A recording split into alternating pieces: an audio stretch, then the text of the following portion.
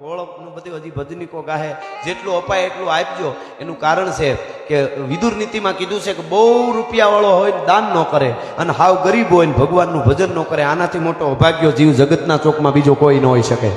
એવી જ બીજી વાત, બહુ રૂપિયાવાળો તોય ભગવાનને માને અને હાવ ગરીબ હોય તોય દાન કરે, આનાથી મોટો ભાગ્યશાળી જીવ જગતના ચોકમાં બીજો કોઈ ન હોઈ શકે. મારી પાસે 1 કરોડ રૂપિયા હોય, હું દાનમાં 1 લાખ આપું, એક માણસ પાસે 100 રૂપિયા હોય, એ દાનમાં 50 રૂપિયા આપે ને, મારા કરતા એ મોટો દાતાર છે. મેં 99 લાખ રાખીને 1 લાખ આપ્યા છે, ઓલાએ 50% આપી દીધા છે, એની નોંધ ત્યાં થાય છે. તમે કેટલામાંથી કેટલા આપો છો એની નોંધ થાય છે. એટલે એની જે આપે છે. અને ભર્તુહરી શતક મને યાદ આવે બાપુ, એમાં બહુ સરસ એક લખ્યું છે. ભર્તુહરી શતકમાં કીધું કે આવા પ્રકારના દુનિયામાં માણસ હોય. પેલો ઉત્તમ પ્રકારનો કીધો, પોતે ઘાહાઈને કોકનું સારું કરે. ચંદન ગાતું હોય, ચંદન તો ચંદન ગાતું હોય, પાણો દાંત કાઢતો હોય. એકચ્યુઅલી આપણે ઘસાવાનું નહીં, આપણે તો સુગંધ થઈ જઈએ અને ઘસાવાનું પેઢીઓથી ચંદનને. પણ હવે કહાવાની હું મજા છે એ તો ચંદનના કુળને ખબર હોય, ગડબાઓને થોડી ખબર હોય પાણાઓને કહાવાની શું મજા છે એને થોડી ખબર હોય. એટલે એક ઉત્તમ પ્રકારનો માણસ પોતે કહાઈને કોકનું સારું કરે.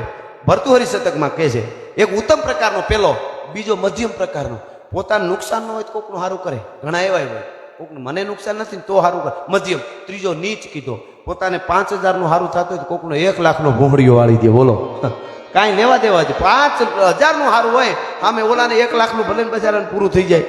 હવે આ 3 ભર્તુહરી કીધા, હજી ચોથો કીધો પણ એનું નામ નથી આપ્યું. ભર્તુહરી કે આનું નામ તમે આપી દેજો. પેલો ઉત્તમ, બીજો મધ્યમ, ત્રીજો નીચ. ભર્તુહરી કે હજી ચોથો છે, એનું નામ કે તમે આપી દેજો. અધમાધમથી જે આપવું હોય આપી દેજો. એ ચોથો કયો ખબર? પોતાને 1 રૂપિયાનો લાભ ન હોય તોય કોકનું ઊંધું વાળી બેઠો હોય. બોલો, એવાય ઘણા છે, કોકની જ બાંધીને બેઠા, પોતાને કાંઈ મેળ ન. હમણાં મને એક જણો કહેતો હતો કે ગઢવી તમારા ડાયરા ખૂબ સાંભળીએ તો એમથી સમાજ સેવાની શરૂઆત કરવી, શું કરાય? મેં કીધું પેલા લીધા હોય એના દઈ દે. એ બહુ મોટી સમાજ સેવા છો. અર્થવ્યવસ્થા છે ને, અર્થતંત્રનું બેલેન્સ જળવાઈ જાય ગુજરાતમાં જો બધા જેટલાય જેના લીધા છે એ બધા દઈ દે ને તો એ જ ગોટે ચડાવી દે છે. હા, આ પાછા ગોઈતા જ ન જડે, પાછા સંબંધ જાય, રૂપિયા જાય ને એક દુશ્મન થાય, 3 નુકસાન થાય. તમે કોકને દિયો તો એટલે જોવું બહુ પડે. પણ ખેર, વાત આ બોલની વાત આવે એટલે કહી દઉં.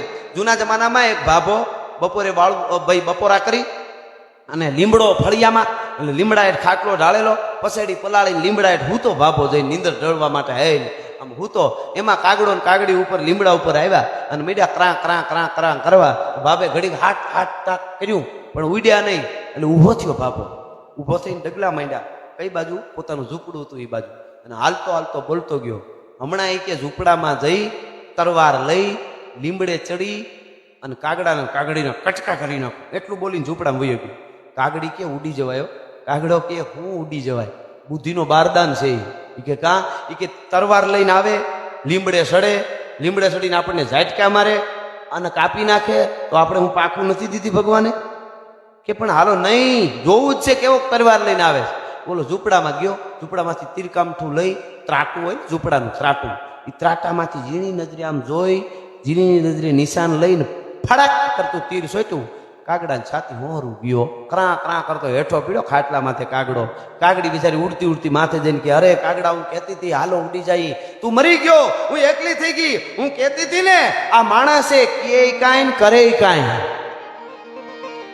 કે કાંઈ અને કરે કાંઈ. હું કહેતી હતી ને કાગડા, જો તું મરી ગયો, તું મરી ગયો, મરી ગયો 2-5 વાર કીધું ને પછી કાગડો બોલ્યો એ આપણે સમજવાનું છે.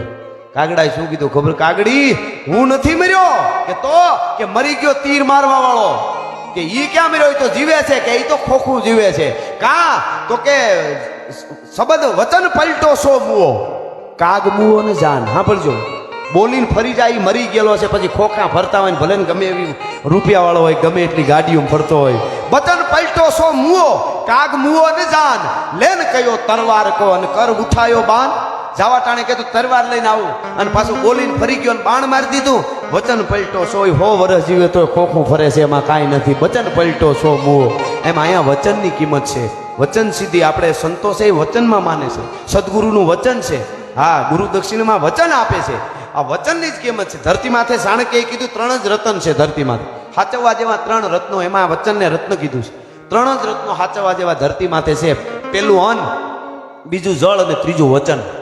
આ 3 રત્ન હચવાઈ જાય એટલે બધું બરાબર છે. આ વચન એટલે આ રત્નો છે આપણા, એટલે એ હચવાવા માટે એના માટે દ્વારકાવાળાની કૃપા હોય તો હચવાય. એટલે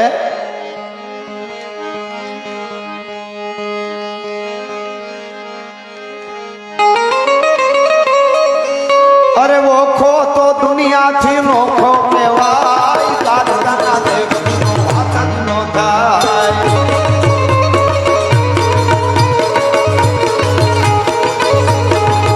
મારો ઓખો તો દુનિયાથી નોખો કહેવાય, મારા દ્વારકાના દેવની તો વાત જ નો થાય.